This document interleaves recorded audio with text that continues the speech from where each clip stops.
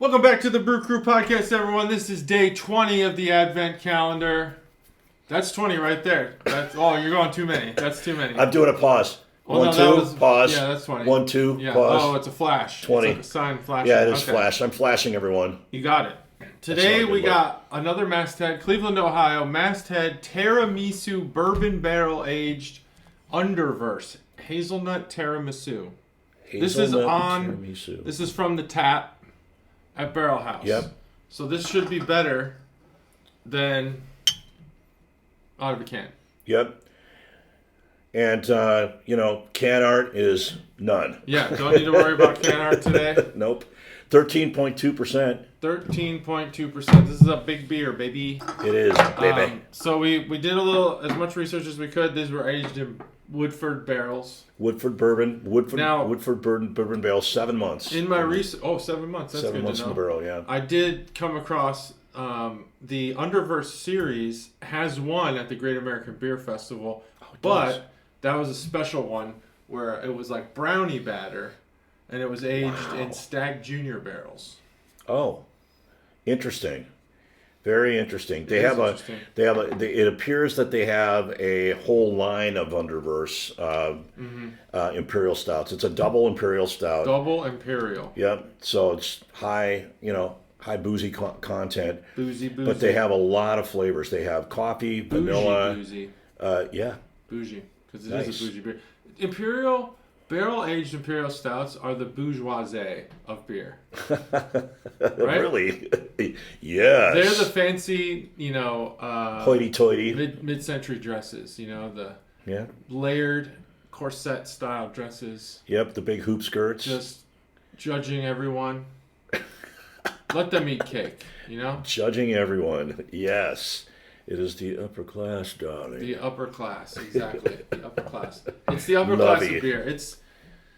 It's where whiskey snobs, wine snobs, and beer snobs come together and go, fuck yeah, let's do this, I think. Except they would say, I dare say. Yeah. Oh, yes. I dare say. Let's drink this bourbon barrel-aged stout. This tiramisu. Wouldn't it make more sense for a tiramisu beer to be aged in rum barrels? Yes, it would be, actually. That would make more sense. That would make a lot more sense, since there's rum on the ladyfinger soaked. Yeah. Ladyfingers are soaked in there, right? It would make more sense to do that. Well, what would that beer taste like? That would be interesting. Rum is not aged in barrels, is it? I don't know. I don't know how to make rum. I don't know either. I actually don't know how to make any of this stuff. Rum is distilled, but it might be aged in barrels. That would be an interesting concept. What's the base of rum? Sugarcane. Ah. Yep. Cool. Yep. That's why they made it in. What if you made a rum that was sugarcane and agave? What would you have? Wow. Would you have a rum or a tequila? You'd have a pretty sweet damn tequila, man. I don't know. That'd be interesting. It would be. It'd be something totally unique. Well, I think it's not. Neither one of them are fermented, but they're aged. You know what would be a good idea for Masthead? Is to age it in Sailor Jerry. Because sailor and mast are both nautical terms. Nice. Just thought of that. Do it. JT's got a million of them. He'll be here all week. Oh, man, the people are going to love that. Oh, I know. They already do. People are going to love that. You know what? Listen, I'm sorry, but shit happens. It does happen. You ready for this? When you're in the Carriage House beer house. Wait a minute. Ooh. Okay, now I'm ready. Whoa. This is going to be tricky. All right. 3, 2, 1. Got it. Without fanfare. There was no big pop or hiss. Matt had described, I watched his episode with the Wisconsin Up North crew, and he had described you as being lambasted. I do want to make a correction. That was not the case. He was not lambasted. I might have lambasted you guys before the extravaganza. I don't think I did. I thought I was nice about it. But the comment we got, I don't think it was ill intent. I think it was just like, hey, it's loud. You know what I'm saying? Oh, yeah, yeah. So I think maybe we read into it. And yeah, it was just like hey, can you, guys, try something to tone that down? I don't think you were lambasted. No. But anyway, it's okay if you were. because, it's our show. No, I wasn't lambasted at all. It's our show. No, bro. I mean it totally makes sense. It makes sense. Look, there's the mic. There's Mike. Here's a glass. And this beautiful handmade bar top here, which we so love, and that's why we do it here all the time. It's epoxy, but it's layers and layers and layers of epoxy. It is as hard as glass. It sounds like glass when you clink something on it. So I did that. I made that. He did make now, that. judging from the smell of this beer, don't worry about it. I'm not worried. Noted. Hell, I'm not dear worried fan, about it. I forgot about it a long time ago. Dear Brew Crew fan, thank you for the feedback, and we Yes. are 100% not looking to upset you. And I just was clearing, the air on the. I think we mistook the comment as more of like aggression, but I don't think that's how it was at all. I think it was just like, hey, this is loud. Let's try to cook it. Okay. That's it. And that's it. Anyway, it was adjustment for you. We were making and I didn't lambast anybody. We were making accommodation, trying to be considerate of you, and we appreciate that feedback because we would never know on this end. I mean, it's probably loud anyway here. But. Judging from what I smell, and I haven't tasted this beer yet, I think we might have made a mistake on the extravaganza. But that's just the smell. This beer smells top notch. I'll tell you what, I've already tasted it. It tastes top notch. This thing's going to have layers and layers for days and days. Man, we probably shouldn't have recorded so late because it's probably going to be a long time. But don't say we made a mistake because there's 60% of the guys that were on the extravaganza thought it was a 5.0. That's true. 60% did. So, in my opinion, we made a mistake. But the conversation was good. It was good. So maybe we didn't make a even mistake. though Matt, one of the founders and co-hosts, even though he was a bit contrarian to what the rest of us were saying, he gave it a 4.5. He did give it a good score, yeah. He gave it a good score. So it was very solid. I thought it was up to that point, it was the best beer that I'd had this year, which is that probably is true. And I think it is true because I don't drink that much. Yeah. When I do, I end up having a lot of times some mass-produced beers. Yeah, beers that you're used to. Yeah, beers that I'm used to. So when I drink something special like that, I really sit up and take notice. Yeah. And that thing was layered like a frickin' layer cake, man. I mean, and Matt and I have had many a stout this year. That's it. You guys have had one. So yeah, you're at the Dragons games drinking Truth while we're drinking Stout. So we've had, I get it. That's fine. It probably is the best beer you've had this year.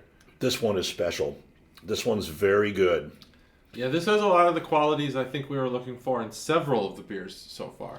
Probably. Like there was the one that was called Brownie something. Yeah. Brownie Points. Yeah, Brownie Points. This one has a lot of brownie qualities to it. Very thick. Yep. This also has... Very dark. Yeah. I mean, this is mud, basically. It is, and it's so syrupy, too. You get... It's so syrupy. There's very little hop characteristic, which is good. That's what you want in a stout. You don't want your stout to be overly hopped.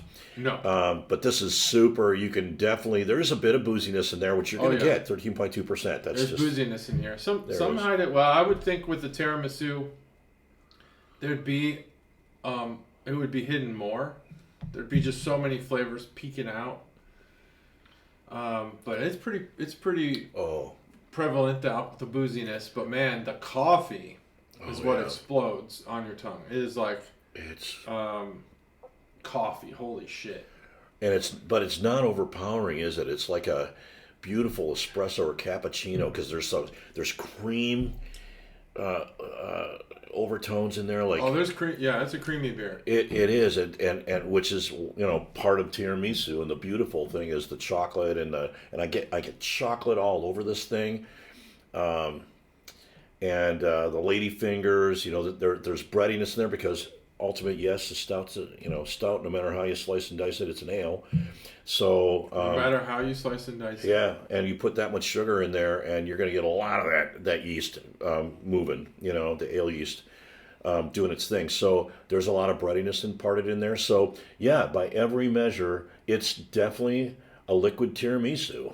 Yeah, well, it's got that great flavor. There's a lot more to it than that too. By the way, I'm tasting cherry in there. and these are all esters, right? These are just byproducts of fermentation, not that there's cherry thrown in there.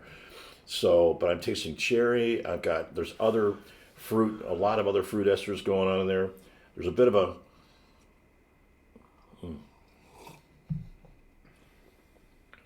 wow. I don't know if I taste cherry. I'm thinking about it though. Oh, yeah. The vanilla. There's a lot of vanilla. Right there. A lot of creaminess. Milk. Oh yeah. Coffee. I got cherry and blackberry. Very smooth beer. Wow, very smooth. It is. I mean, this is like, this beer has the mouth feel of a melted shake. Yeah, it does. I mean, it is thick. It's really, really. I got just dark. Do you feel this? Bitter. I've got sticky syrup cloying to my lips and my tongue, just from the couple of tastes that I've had. Yeah, it's really delightful. This is a really great beer. This is a really high quality beer. I love it. And I do taste hazelnut in there. I taste hazelnut. Yeah, me too. On the finish, and I'm also tasting it in the breath. Maybe hazelnut more than chocolate even. Yeah, I would say so, because you get that hazelnut in the breath. You get that, you smell that up in your sinuses after the finish. Yeah. Wow. That is a well-balanced beer, too. We talk a lot about balance, right? It is balanced, yeah. It's a super well-balanced beer. And one thing I noticed that I kind of at first thought, uh-oh, when I first poured it, did you notice there's no head at all? No head, yeah. There's no head. But it doesn't mean that it's gone bad, and it doesn't mean there's no carbonation, because one of the first things I tasted was the carbonation that kind of gave it that little sparkle in there. But there's not a lot. It's not overly carbonated, so it's probably naturally carbonated in the barrel or in the keg, however they're sending it out, which is great.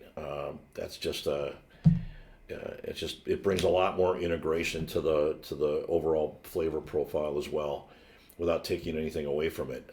Whereas sometimes, CO2, artificially carbonated CO2 injection into a bottle, for example, that can actually disturb in a not positive way the flavor profile of the beer that it's going into. So I love natural fermentation. It can be overdone, as we experienced at my house. Yeah, it can be overdone. It can be overdone sometimes if the brewers don't know what they're doing, but most of the time it's not. But this just has a real low profile. It's just got a really low, no head to it at all. It is a monster of a beer. Yeah, it is. I love tiramisu as a dessert. I think it's an S tier dessert for sure. S tier being the top tier. Yep. And I mean, I would say that there's probably like 2 or 3 things I've eaten for dessert that hit that mark, and tiramisu is one of them. Best tiramisu I ever had. Our wedding. No. I wish I could say it was. But when I was a teenager, I worked at a retirement home serving. So the retirement home I worked at, backstory, had two food service mechanisms. One for the people who had trouble feeding themselves, and one for the people who were very independent. And this was an upscale retirement home for mostly wealthy people. And so within the retirement home, there was like a fake restaurant. And the teenagers, myself included, would pretend to be waiters. We were waiters. I mean, we just didn't make tips or anything. And we would write down their orders, and they'd have a menu every day. Well, I don't know, once or twice a month, they'd have tiramisu as the dessert, one of the desserts. And the thing about tiramisu is that the lady fingers are soaked. So once you decide that if you do decide that the tiramisu needs to be transferred to another pan or serving tray, you lose the liquid. The retirement home would keep it in the pan. Basically, it was a big flat baking sheet, and they would just soak everything on that. And so even after the tiramisu was completely assembled, they would leave it in that. Wow. So it was soaking just constantly. Yeah. And I'm gonna tell you what, that retirement home, that was the best tiramisu I've ever had in my life. And I've never found one that lived up to it, but I'll never forget how good it was. That's amazing. It's so good. When it's done right, it's so good. Yep. I love tiramisu. The other S tier, I would say, is burnt sugar cake.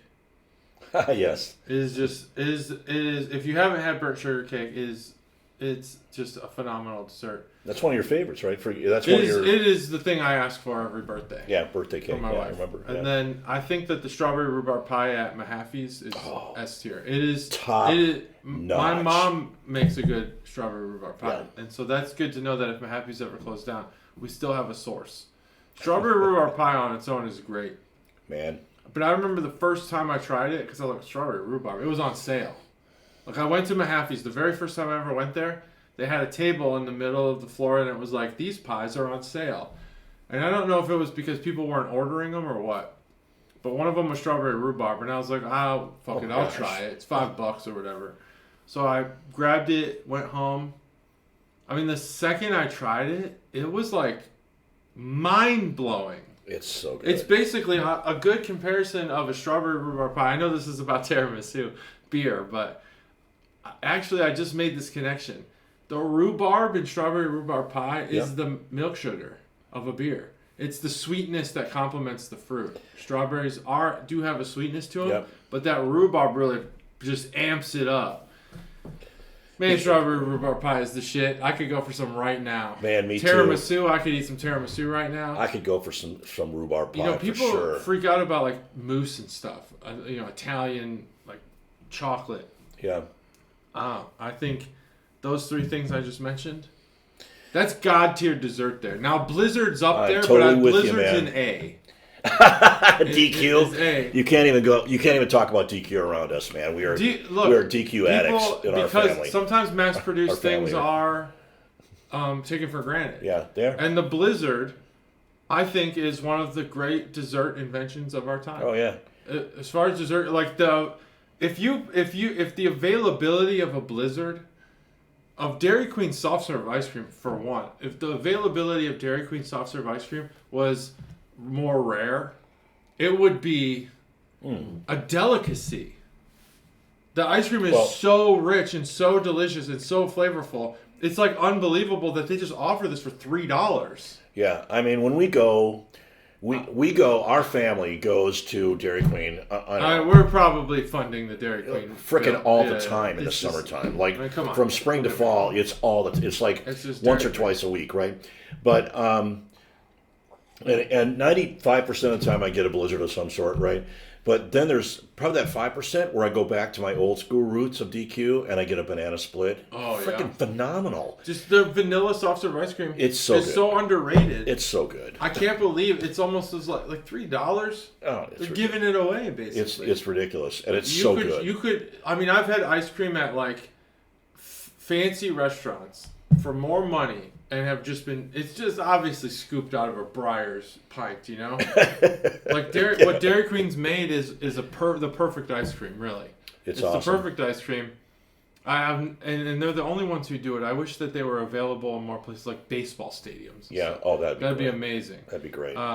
They'd make billions. Imagine this. If you work for Dairy Queen corporate and you're listening and you're watching because you like beer. Here's 2024 summer flavor, because they change the flavors every month. Flavor of the month. That marshmallow one was fucking good. Fluffernutter was the flavor of the month dunk. in 2023. 2024. Here we go. Ready? Do it. Tiramisu. Oh, Blizzard. Yes. Oh, Tiramisu Blizzard. Preach. DQ. Preach it. Listen, we are telling you something. You've got a $1 billion idea here. The idea. And don't make it a flavor of the month. Make it flavor of the summer. Yep. Have Cody Bellinger do the commercial. Watch what happens. Dude, tiramisu, Blizzard. You already had the cheesecake Blizzard with the chunks of cheesecake. Blizzard was awesome. It's Same a classic. concept, chunks of tiramisu. You know, with the ladyfingers, with the rum flavor in there. Get that Blizzard going, dude. I'm telling you, it would be a huge seller. It would be a huge seller. It'd be a giant. Now we've seller. come full circle. We're back on tiramisu finally. Yep. After I went on a rampage of desserts. Yeah. So desserts are now for just kids. Candy's not just for kids. Desserts not just for kids. I don't know who decided that. Adults can like dessert and not be ashamed of it. Absolutely. Yeah, our metabolism's slower, and we gotta work out more. I think we went there because this is an awful lot like a dessert. It's really not something that you'd sip on a hot day to get refreshed. It's not that it's not good. It's No, just you that don't want to be refreshed on this beer. No, it's not that You'll kind of beer. It's not that kind of beer. It's a sweet. It's not a drink with a meal. Let's pair it with roast beef or steak. I'll say this: first time I took Katie out to a nice dinner, we went to Texas de Brazil, and I know what you're thinking. Chuckalos is like, oh, that's not nice. It's not fancy. It's $80 a plate, though. I mean, that's a hefty fee for a E3 in the Navy at the time. Yeah. But I took Katie downtown Chicago, Texas de Brazil. Nice. Nice. We actually sat next to, what was his name? Oh, man, I gotta look it up. But we sat next to a WWE wrestler. Oh, really? Yes. I shit you not. He was, I can't remember his name. It's bothering me. But he was actually on the show, I Love New York, which is a VH1 dating show. And then he was on WWE. He was a Harvard-educated lawyer who became a professional wrestler. I'm not shitting you. I'm not shitting you, dude. Real guy, real person. And we sat next to him at Texas de Brazil. Oh my gosh, you don't see that every day. After dinner, when you're just a young man and you haven't had a lot of experience drinking, you don't know what you like yet, and because of the Navy, really, you're drinking shit beer at every port. They were like, would you like a after dinner refreshment? We have, and I don't know why Texas de Brazil had this, because it's Texas and Brazil, but they had Bailey's Irish Cream in a coffee, right? And they were like, and I had it. I was like, oh yeah, I want that. I want that to chase down my dessert. Now this is a Brazilian steakhouse, so I'm full as fuck because you just get food until you can't eat anymore. Is that the one where they bring it to your you table, have a they card, slice it off of you? It's green on one side, red on the other side. Yeah. If it's green, literally every person with different kinds of meats is just going to start putting meat on your plate until you turn that card over to red. Stop putting meat on my plate. Yeah. That's what they do there. It's a very cool gimmick. Anyway, so I ordered the after dinner coffee, which is the Irish cream. It was fucking awful. Really? It was terrible. I'm basically drinking coffee after I just had delicious steak, and it was a mistake. I shouldn't have done that. Serving this. Oh yeah. That would have been. This is what I was expecting. Yeah. After dinner? A thick, sweet, dessert-like caffeine kick almost.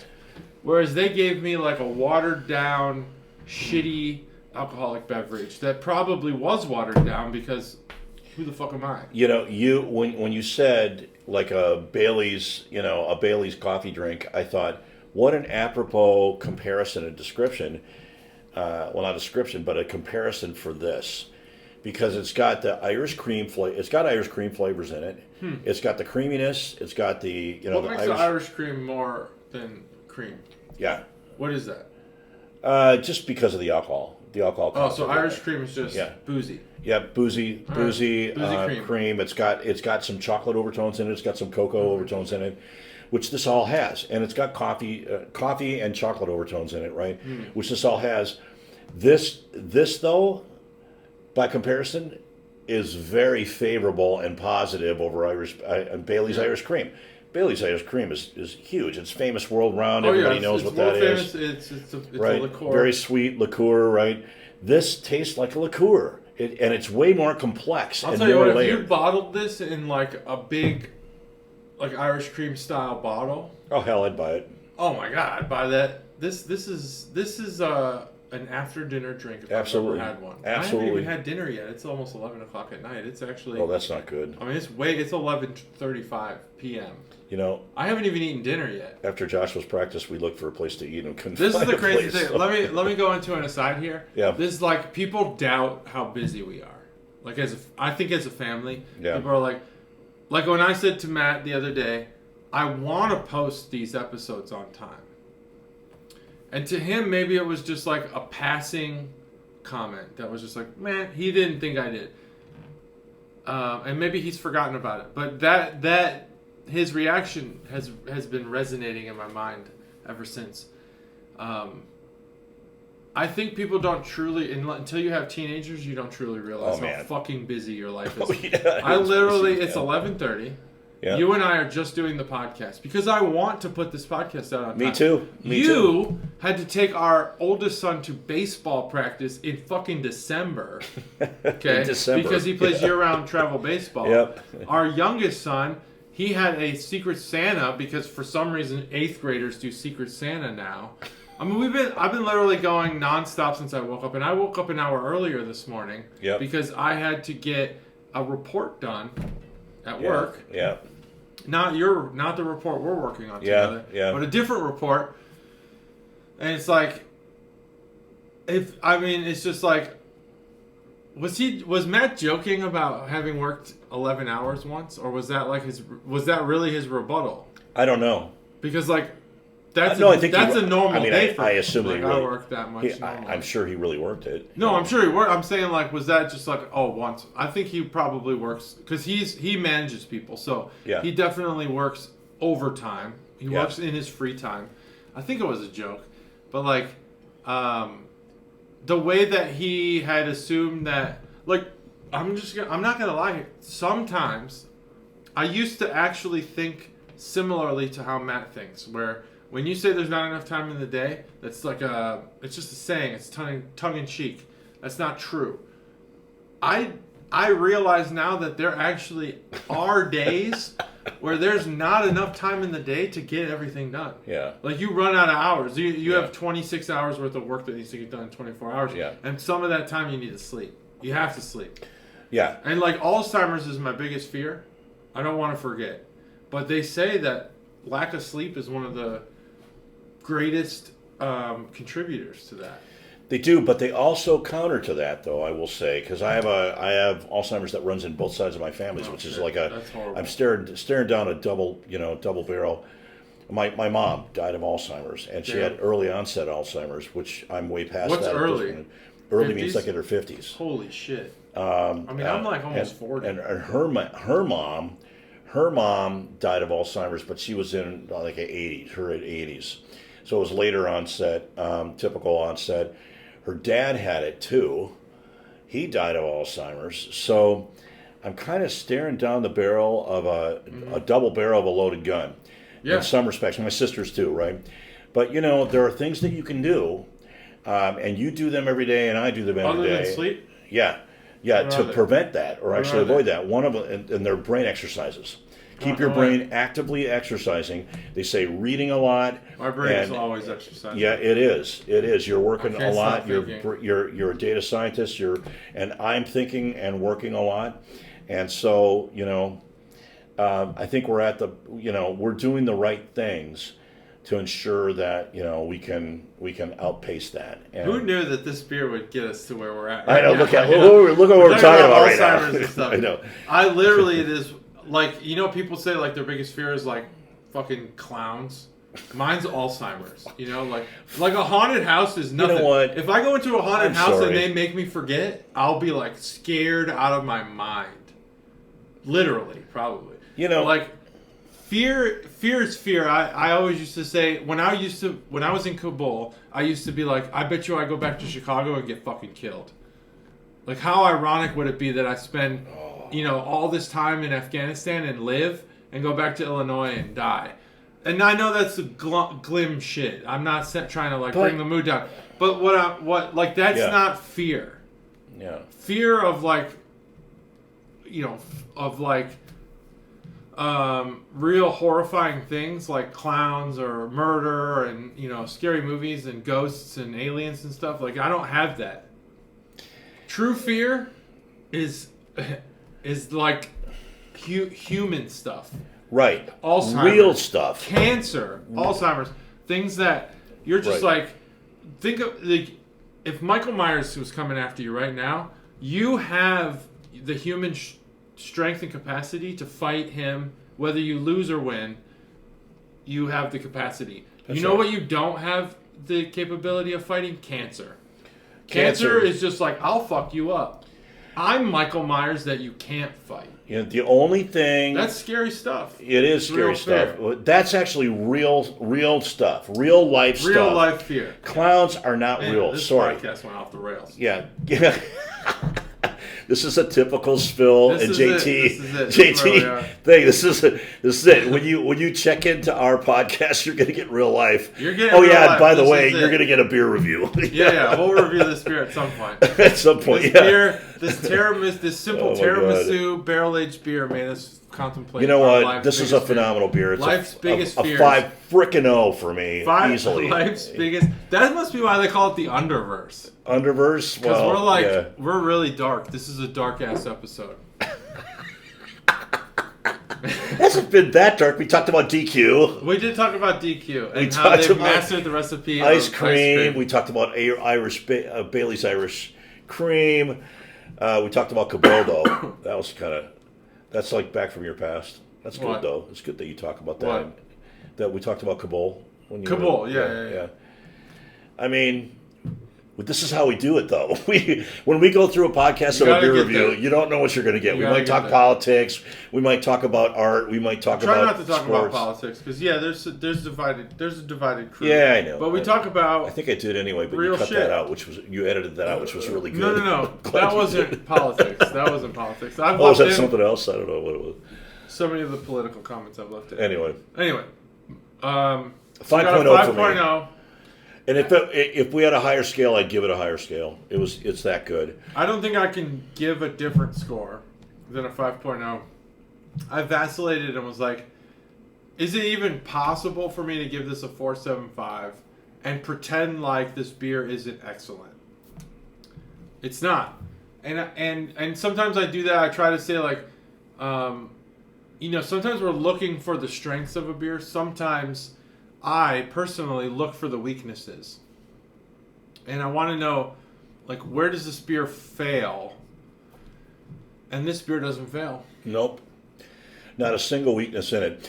There are beers, to me, when I look at a beer, you've seen me, you've been around me for, 3 years doing this now together. And I can get very analytical about a beer, and I break it down, and I check it out. But the failings of a beer are very obvious, and they're very immediate. The finish is metallic. It tastes like crap. It destroys whatever. Or this is a forgettable, even if nothing's wrong, but it's just not. Right, or it's forgettable. We've had many of those, especially in the Advent calendar, which is actually supposed to be the superlatives of all the beers collected over the year by Barrel House. That's a great description of what this should have been. Yeah. Not that the Barrel House did anything wrong. No. But that's our chance to go to Barrel House. And then they had some beers that didn't get delivered in time. Yeah. You're right. This should have been the superlatives of all the beers. That's right. That's what the amazing aim is. description. That's an amazing that's a goal. That's a goal. Objective, right? That we have every year that's a goal. Hey, sure. We want you guys to, and we tell them, I say we, it's John and Matt really. Tell them, hey, pick the best of the best that you think are going to be interesting, a variety of things that you guys loved over the course of the year, and sometimes they don't have them because we had some great stuff in March, but we don't carry that anymore, etc. But for the moment that we go in there in November, they'll pick whatever they have that they had that was really great, and whatever they have currently that they think is really great. And they'll pick that for us, right? And so, not all beers are created equal, obviously, and we all have our different tastes. Even JT and I had major disagreements on certain things, for sure, because we have different tastes, we have different preferences. Mm-hmm. That's all good. It's all good. But, when it's a universally, average or below average, offering, everyone's kind of spots that. When it's a universally great offering, everyone kind of spots that too.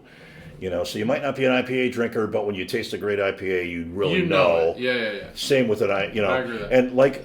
And this has been the case for 3 years now, which has turned me from being a sour hater to now a sour conditional lover. Conditional has to be great. Conditional meaning it's not too sour. If it's not too sour, there have been some sours like even this year. I would like to challenge that. I'd like to challenge that. Please. I would like to, not verbally, I would like you and me to sit down with an array of beers. Let's do it. And I want you to taste, because I'll be honest, after I tasted a good sour that was sour, I've been chasing the sour. Yeah. I've been chasing I want a beer so sour that I can't take another sip.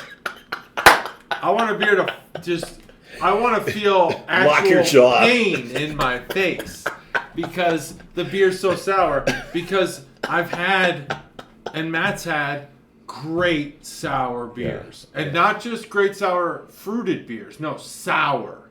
Like Warhead style sours. Wow. And once you find that, I mean, it's not for everybody. Like hot sauce isn't for everybody. Right. Horseradish isn't for everybody. Certain things aren't for everybody. But there was something in me. Yeah, I like the fruited beers because like fruited beers are an easy entry level. It's like drinking a wine cooler to get into wine. It's like you drink a sour beer to get into a fruited sour to get into beer. But once you taste like a truly sour beer, holy shit. And you know who does it phenomenally is Nowhere in Particular. Nowhere in Particular. I can't argue with that. That's one of my favorites. That's one of my favorites. They're so addicted to sours there that their anniversary beer was Ecto Cooler. Is it really? Yeah. Well, you know what? We haven't been there for years, man. Steph and I went during their anniversary. Oh, we should go. You and I should go again. I'd love to go. For some reason, the head guy there had Steph and I like shotgun a Natter Days. Remember Natter Days? Yeah. Pink lemonade. Oh, yeah. Fucking beer. Yeah. Anyway. There's so many stories here. Oh, yeah. There's a lot of stories. But I give this beer a 5.0. 5.0 for me. And like I said, if we had a higher scale, I'd give it a, This beer made me contemplate my biggest fears. It did. It did. It also made me... This is really weird. It also made me bring up my greatest joys. The greatest joys and greatest fears. Dairy Queen ice cream. I mean, it's not my greatest joy in life. My greatest, I could literally, and here we are, contemplating our greatest joys. I could watch my 2 children play baseball. Oh yeah. 24 hours a day. If it was a Netflix show, I would be watching it constantly. It would never be off. What he said. I could just watch it all day. It never gets old. People are like, oh, do you and your wife switch? Like, I will volunteer for every game. I fucking love watching them play baseball. If I could watch it. I can't wait until my youngest is a sophomore because I feel like freshman he's probably going to be JV. But when he's a sophomore and my oldest is a senior, they're going to be on varsity together. Oh man, it is going to be just like it's going to be magic. My 2 sons on the same team. Oh my god, that's going to be probably I might go missing. You might have to file a missing person. You can't do that, man. I'm going to live at the Oakwood baseball field. Man, I need you. I'm going to set up my chair and I'm going to get a blanket. I'm just going to live there. It's going to be amazing. We're going to send him food. We're going to send him food in there. Hey, go. Hey, can you take lunch over to John? Over you sitting at the field. Watching my 2 kids play baseball on the same team is going to be one of life's greatest joys. It will be. It will be. It is for me. I'm a grandfather. I'm of a certain age. Whatever he is plus 20, plus maybe. Plus 20. But I will say this. I have watched more baseball in the 3 years that Elena and I have lived in Dayton than I've watched in my entire life, and I've loved every second of it. Grandsons, if you ever watch this after Grandpa's gone, I've loved every second of it, and I will love every second of it for the next I don't know, 6-8 years, however long you guys continue to play baseball. I will be right there Hopefully with your forever. dad. Hopefully. I will be there with your dad. I love watching you guys play. I that just gives me such joy. So that's what life's all about. That's what life's all about. Watching baseball and eating Dairy Queen. And drinking a And 5.0 beer. I don't think we've had this deep a discussion. No, yeah, I don't think we have ever. My God. This one's going to be really this long. Was, insane. I mean, I think we're at 40 minutes. Jesus. We basically did a full episode Oh my here. God. But let's be honest here. This beer has, I mean, it's 13%, so it dragged some things out of us that probably wouldn't have otherwise come out. It is an amazing beer with amazing flavors. Yeah. And here's the summation of it all. Tiramisu is a great dessert. This beer does not represent one singular tiramisu flavor. But if you break it down on your palate, that's right. You can get each individual element of a tiramisu, and in some regard, that's better. Absolutely. In some regard, it's not as good. You might want just to taste. There's a punch that tiramisu has, and it's that ladyfinger, that soaked ladyfinger flavor. It's got like that cold, sharp flavor to it. This doesn't have that. This isn't going to give you that, but it's going to give you each individual element: creaminess, coffee, chocolate, everything you want. Yep. Great beer. Awesome. I mean, I absolutely went off the rails. Yeah, me too. This beer has taken us from greatest fears to greatest treasures. Hit everything in between. Holy shit! This is a real episode. This is a lifelong beer, obviously. It's a great beer. It's a great beer. Masthead, I doubted Masthead. With that Christmas ale they had, Santa's Sleigh or whatever. Yeah. Fuck that beer. Can I just be honest? Fuck that beer. Fuck that beer. Well, that beer is shit compared to this. Compared to this, this is like if you had those two beers next to each other. That's like basically you're taking like the most magnificent piece of steak, and you're just draping it over a big pile of dog shit.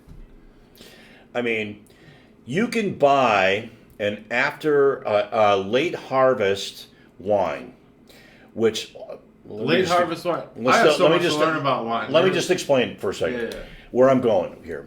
Dessert wines, okay? Dessert wines. You can buy. My mom's listening. You can buy dessert wines are typically very, very sweet. Yeah.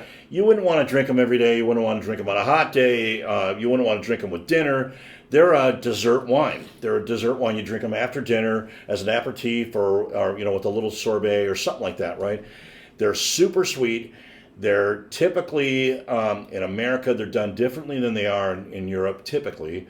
But they're super high sugar content, a little higher alcohol content, obviously, as a result of all that. But they purposely put in extra sugar, typically, Americans do, after the fermentation is done, so it won't the extra sugar they put in won't ferment out. It'll be just sweetness, right? They put that in there to jack up the sweetness of it, right? The French don't do that. The French have a wine that's called a Sauterne. It's done in a certain way, and it's all natural. It's not not artificial. French dessert is like trash. But the wines are frickin' phenomenal. I'm sure they are. And I'm thinking particularly of a Sauterne called Yakim. And if you drink Yakim, it'll be 1962, 1958. It's extraordinarily expensive. And when you taste it, it literally tastes like you're drinking honey. But honey that's got depth and character and layers that you've never tasted in honey before, but it's sweet and syrupy. This is a wine. This is a wine that's straw yellow in color, and you can see through it and everything, but it's got the thick, syrupy flavors that we're talking about here, which is out of a dark stout. It did happen. But I'm saying the difference is you can buy a $15 bottle of, California late harvest Riesling or a Gewürztraminer or something like that, and get a sweet wine that tastes really sweet that you can have for dessert, or you can pay a couple $100, get a Yakim, and the Yakim it's like it's like a frickin' it is an experience that dessert. It's a mind bending. changing perspective. It's a life change. Your perspective will completely change about wine and about. It's a white wine. Holy shit. And you think a white wine. I've never tasted a white wine that can lay down for 40, 50, 60, 70, 80 years and still taste even better than that. Like many of their top premier level premiers do. That's this thing here. Holy crap! You just put an 80-year wine on this? I'm saying that in the beer world, this is the equivalent to me of a Diaquim, and I've had many of them. And Diaquim, I don't want to be ignorant, but like I didn't really follow everything you said. That's okay. Because I don't know the terms you're saying. I'm sorry, and I apologize. So the Diaquim is the 80-year thing? It's a label. It's a maker. Oh, it's a label. It's a label. It's a maker in France. It's the Masthead of wines. It is. It's the Rothschild, the Behringer, whatever your label is, the maker of wine, and they specialize in these sauternes. I don't even know if they make other wines, but the sauterne is a certain type of grape, and it's made in a certain way. Okay. And it's a white grape. It's a white grape. So, but the way we do it in America, and the way the rest of the world does it everywhere else, including France, your white wines are not going to lay down as long. They don't have as long of a shelf life because they don't have tannins in them that naturally preserve the wine like red wines do. They are, they're just shorter lived. They peak. So when you're talking about like an 80-year wine, this is like not even beer at this point. No. When you're talking like you're not talking about a white wine, but in this specific case, I am. You are talking about a white wine. So you're saying that this is the flower that blossoms out of the sidewalk crack. It's unbelievable. Is that a good analogy? Yeah. It's a white wine that lived for 80 years. And it shouldn't have. Yeah, like this is a. And this beer. This is Holy a. Shit, Masthead. That's what I'm comparing this beer to. It's a good beer. Which I would we've talked a lot about this on the. And now Decadence. Where are you at? Decadence is right up there with Decadence. Okay. In my mind. Like Decadence, I think we all knew first sip. Yep, I knew this first sip. I think it took me a couple sips. Just three sips. So you're like this far below Decadence. Because the first sip was booze. If I were to rate Decadence on a true scale, I'd give it a 10-0. On a true scale? The true scale is 5. With 0.25 increments. I know. But you're saying like if you were allowed to go over, yes, you would double the score. I would give it a 10. Damn. This Decadence was and so the Dumont or whatever. I'm sorry, the words aren't registering in my brain. The wine that you're talking about, the white wine that ages, 80 years. Oh, and that's a 10. And on a 5-point scale, that's a 10. Oh, easily. So that's where I'm going with this. Shit. I'm just saying, and this wine here, the Masthead, Hazelnut Tiramisu, Underverse, it's. I think way this is a up 5 there. on a 5 scale. It's a 5. It's a 5 now, for sure. Decadence is a 10 on a 5 scale. This is a 5 on a 5 scale. No offense. That's a perfect score. It's pretty damn good. I still think Decadence, we all knew. Like, I think with Decadence, we tasted it, we looked at each other. Yeah, it was we were like, something special's happening right now. Exactly. Again, we're all a part of it. Yep. It's an amazing experience once you experience it. Yep. This one, I don't think we had that same reaction. But there's definitely no shortage of points. It's a 5-point beer.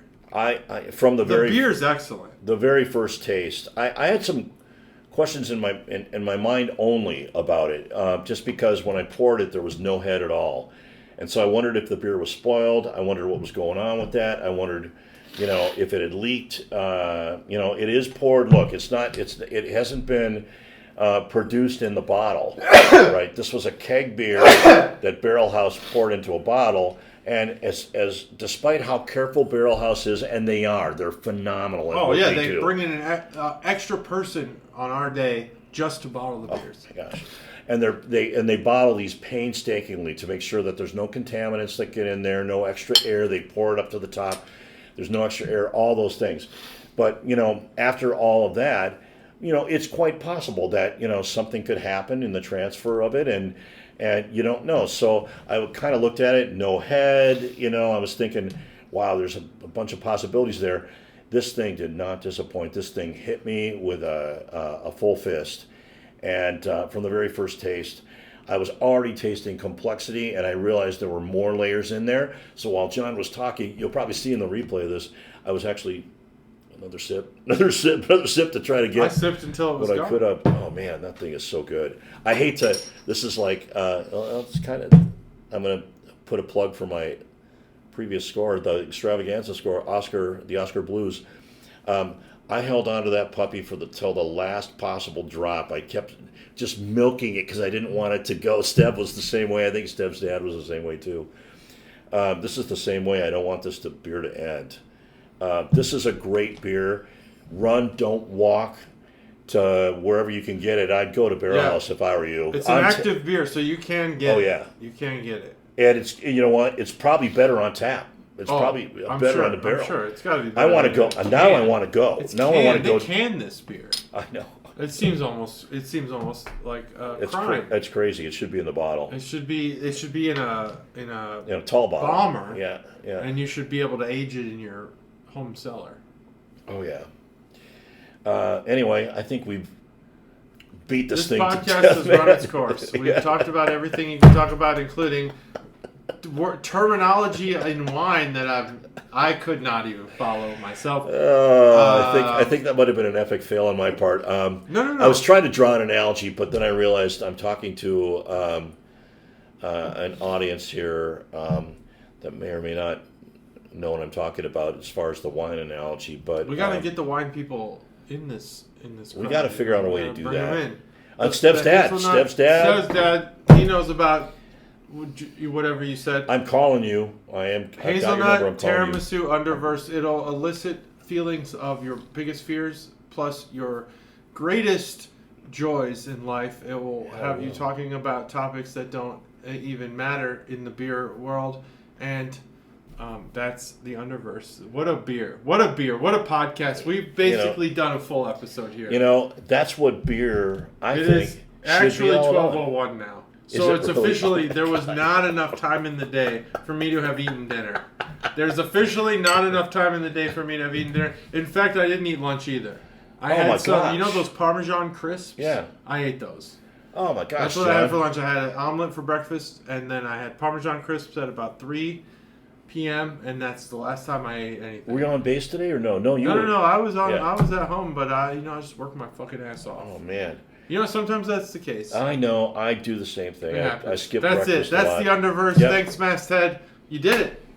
You killed it. You killed it. Home run. Grand slam. Chuggalos tomorrow. Bye. Later.